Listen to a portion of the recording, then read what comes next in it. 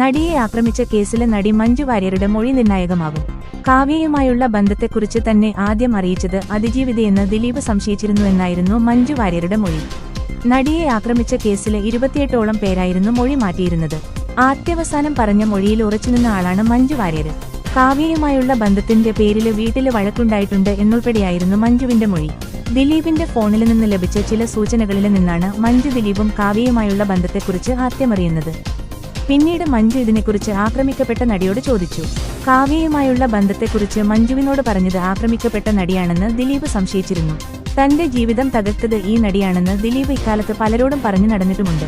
ഈ വിവരങ്ങൾ ഉൾപ്പെടെ മഞ്ജു വാര്യരുടെ മൊഴിയിലുണ്ടായിരുന്നു.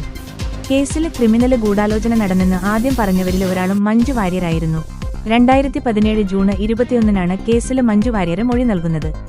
കേസില് ദിലീപിനെ 8ാം പ്രതിയാക്കുന്നതിൽ ഉൾപ്പെടെ മഞ്ജു വാര്യരുടെ മൊഴി നിർണായകമായിരുന്നു. നിരവധി പേര് മൊഴി മാറ്റിയപ്പോഴും പറഞ്ഞ മൊഴിയില് മഞ്ജു വാര്യര് ഉറച്ചുനിന്നു. 2017 ഫെബ്രുവരി 17-ന് അങ്കമാലി അത്താണിക്ക് സമീപം ഓടിക്കൊണ്ടിരുന്ന കാറിലാണ് യുവനടി ആക്രമിക്കപ്പെട്ടത്. ആദ്യഘട്ടത്തില് പ്രതി ചേർക്കാതിരുന്ന നടന് ദിലീപിനെ തെളിവുകളുടെ അടിസ്ഥാനത്തില് ജൂലൈ 10-ന് അറസ്റ്റ് ചെയ്തു. പിന്നാലെ ദിലീപിനെ അഭിനേതാക്കളുടെ സംഘടനയായ അമ്മയിൽ നിന്ന് പുറത്താക്കി. 85 ദിവസത്തിനു ശേഷം 2017 ഒക്ടോബർ 3-ന് 8ാം പ്രതിയായ ദിലീപിന് ജാമ്യം ലഭിച്ചു.